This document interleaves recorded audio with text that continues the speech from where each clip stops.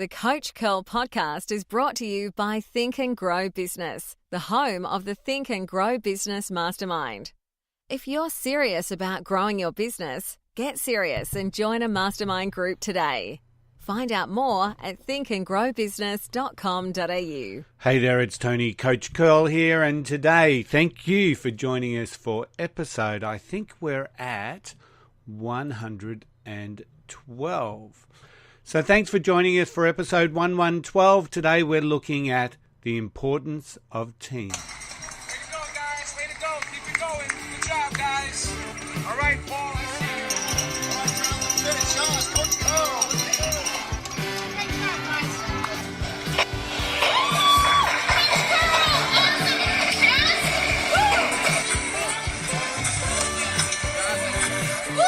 Coach Curl, we love you! Hey there, it's Tony, Coach Curl here, and welcome to episode 112 of the Coach Curl podcast. Today we're talking about the importance of team, and we're looking at it from a leadership aspect. Now, I will just let you know that I am suffering a little bit from the flu, and as we do have these shows live, there may be some sound effects that I call upon to stifle some coughs and snuffles along the way. So hopefully I can get through the recording of the podcast without succumbing to like a coughing fit. Now, today we're talking about the importance of team, because the concept of team is absolutely vital and critical to any success that you have in business. And building of the team is a key responsibility for every single manager that's out there, every single manager and every single leader. Even though we know that everyone plays a role in the team. Now, a good team has benefits both for the company and for the individual members of the team. And that's one of the key outcomes that we want when we're developing and building a team. Belonging to a winning team. Whenever you have belonged to a winning team, it has boosted your own self-confidence. It has boosted your own self-esteem. And when you are a part of that winning team, it is really one of the most satisfying and motivating factors inside and outside of work. You know, I've coached, I've played with some amazing teams. I've worked with some fantastic teams, and every time we've managed to build a high-performing team, success has followed. And that's one of the main reasons why we really want managers focused around building teams.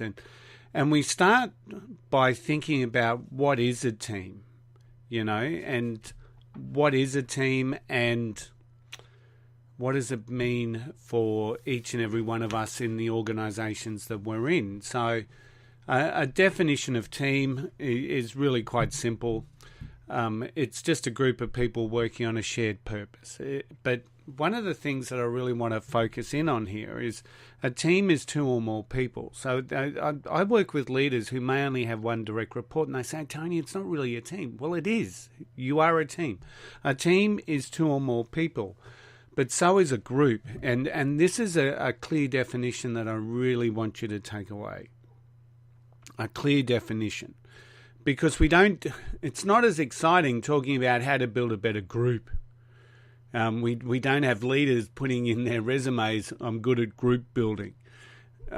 We have leaders putting on their resumes, I am good at team building.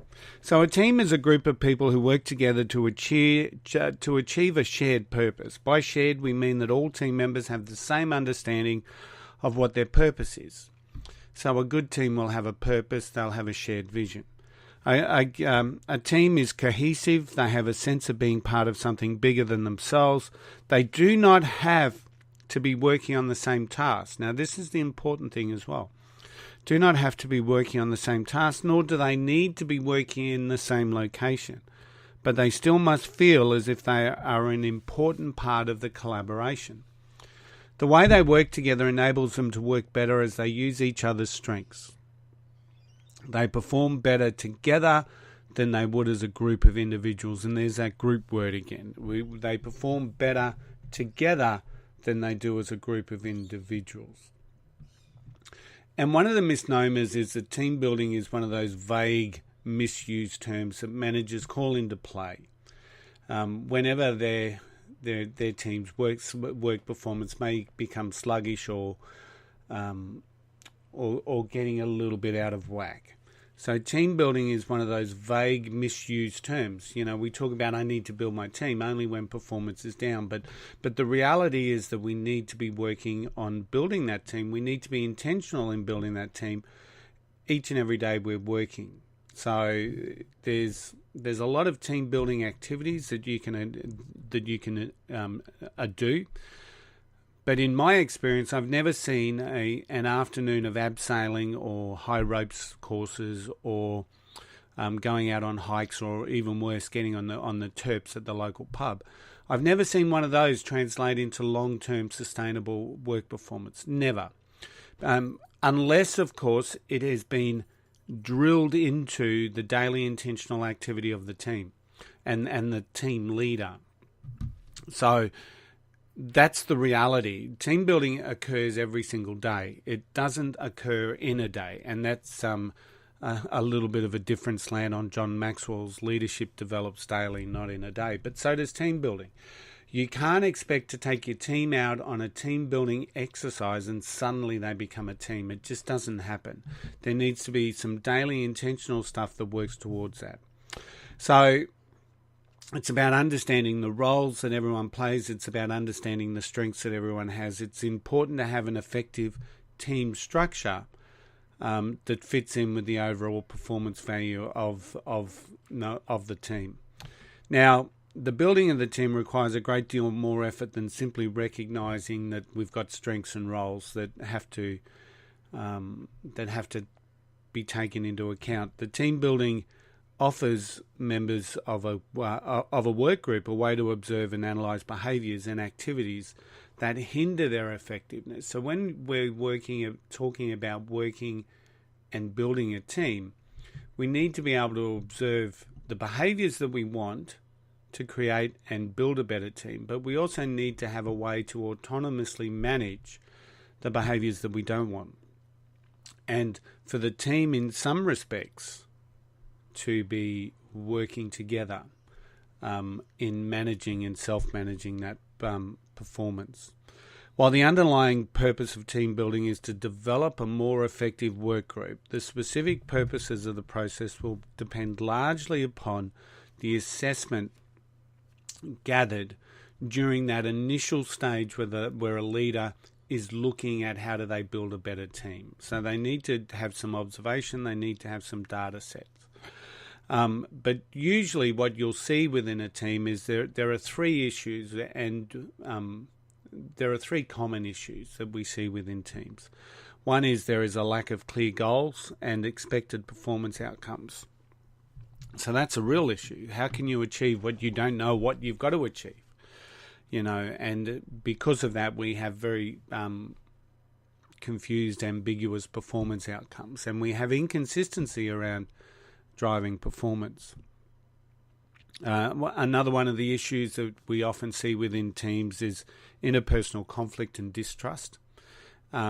I've spoken before, trust is the foundation of everything that's great in your life. Absolutely, and it's the same within your work group. So it's important that you have a deep level of trust, not just a surface trust. So a lot of teams that I see become dysfunctional because everyone's operating at this level where we're walking around on eggshells not to upset people, but we don't have that deep trust. But the team will say, oh, we trust each other, until such time that they don't. And I hope that makes some sense. And it does. Sometimes it doesn't take much to get them to show that distrust or mistrust. And then the last issue that often teams face or team leaders face will be that lack of clear roles and, of course, the lack of leadership. So some leaders almost magically want their teams to be able to develop into a performing team without any intentional work and leadership by themselves, and that's just a bit of codswallop. It just cannot happen. The team will no doubt develop. In a way that the leader may not even envisage. So they'll go their own way and the leader will be sitting there scratching his head and wondering why. So why is teamwork important?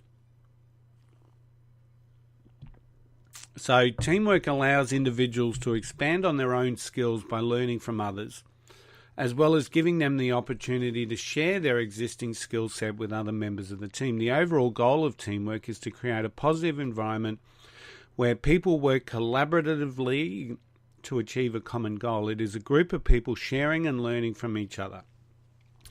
And the importance of teamwork is that also organisations are made up of teams, aren't they? So, of course, it's important. If we don't have good teams in our organisations or in our companies or even within the government sector, we are not going to perform at all. We're not going to get the results that we need.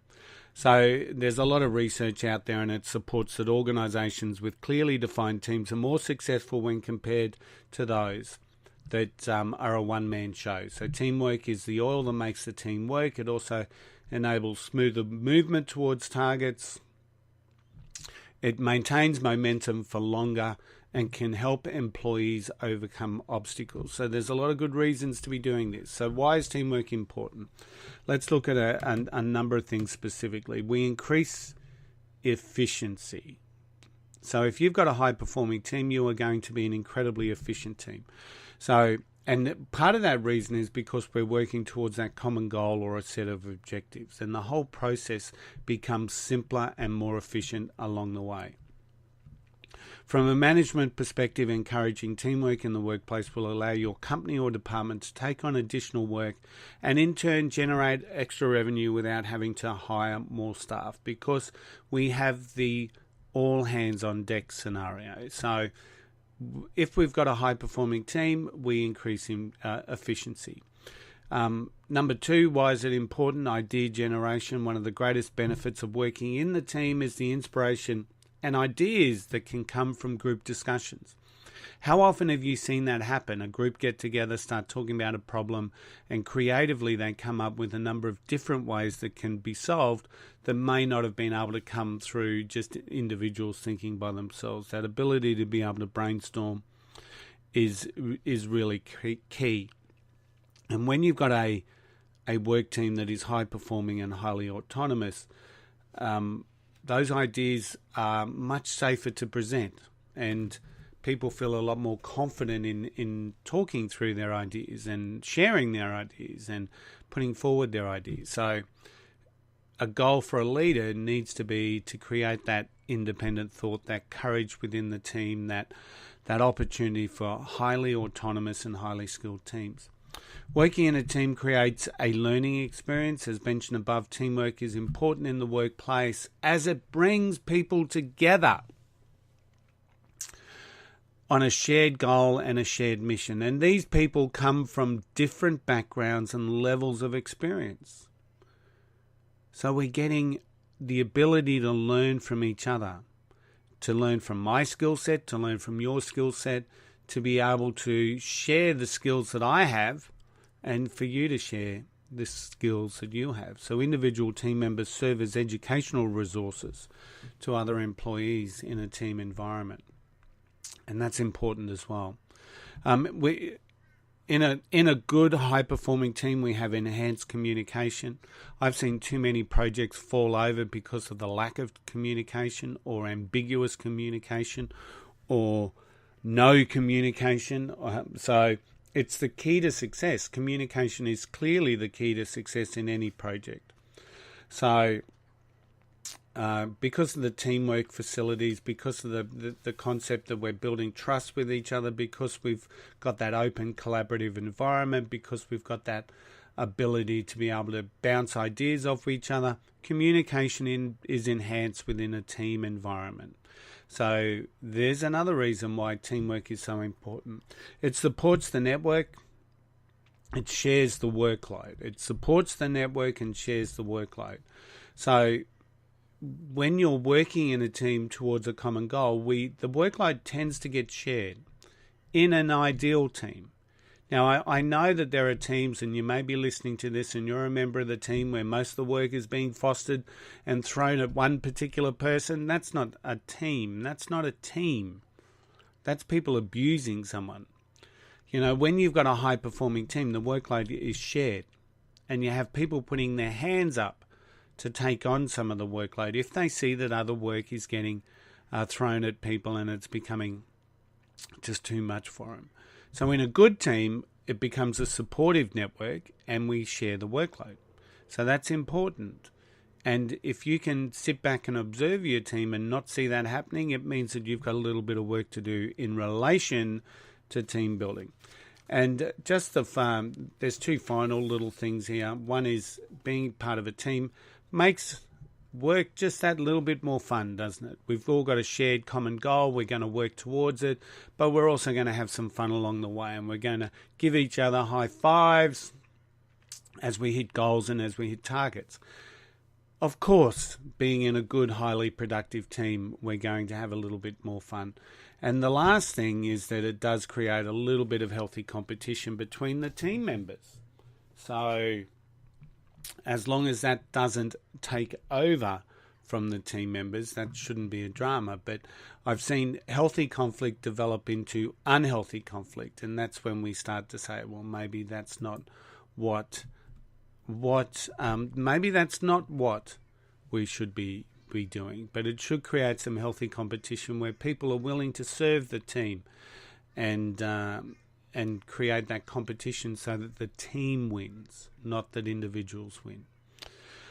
Thanks for listening to episode, I think, what was it again? It was 112 of the Coach Curl podcast. Thank you very much for listening. We really are grateful for our listeners, our subscribers. If you found some value in this particular podcast, please share it with someone that you know, someone that can create some value.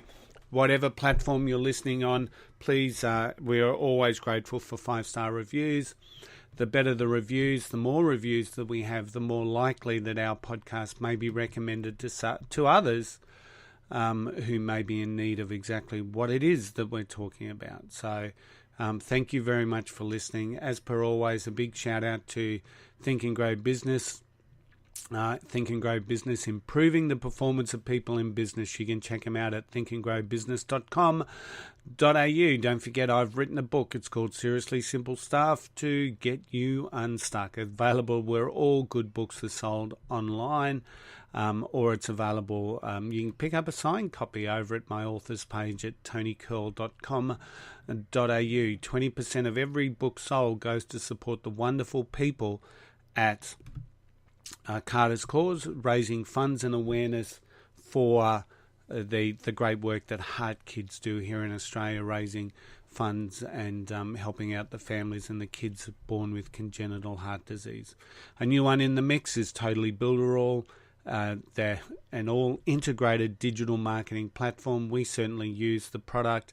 We've got over 14 landing pages built in the Builderall platform. Fantastic opportunity. You can check it out. Check out the 7-day free trial at totallybuilderall.com. So that's the episode for today. Thank you so much for listening. Remember, where you are standing today, you are stronger, you are braver, you are wiser, and don't ever forget the golden rule. Just don't be an arsehole. I'll see you later.